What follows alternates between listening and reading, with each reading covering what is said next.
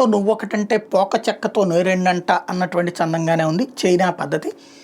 America 33% పన్నుని చైనాకి సంబంధించినటువంటి చైనాకి దిగుమతి అయ్యేటటువంటి వస్తువుల మీద, చైనా నుండి అమెరికాకు వచ్చే వస్తువుల మీద 34% పన్ను విధిస్తానంది. మీ దేశంలో తయారవుతూనే మా దేశంలో అమ్ముకుంటున్నారు అన్నటువంటిది. తద్వారా అమెరికన్ ప్రజలకే భారం. ఎందుకంటే ₹100 చైనా వస్తువు ₹134 పెట్టి కొనాలి. అప్పుడు వాళ్ళు అది కొండమ్మ అనేసి ఏ 120 130లోనో ఉన్నటువంటి అమెరికా వస్తువు కొనుక్కుంటారు అన్నటువంటిదే ట్రంప్ యొక్క ఉద్దేశం. అది పక్కన పెడితే ఇప్పుడు కీలకమైనటువంటి అంశం ఏంటంటే చైనా రివర్స్ అటాక్ బిగిన్ చేసింది. అమెరికా నుంచి దిగుమతి అయ్యే వస్తువుల మీద 34% అదనపు సుంకం విధించాలని చైనా నిర్ణయించింది.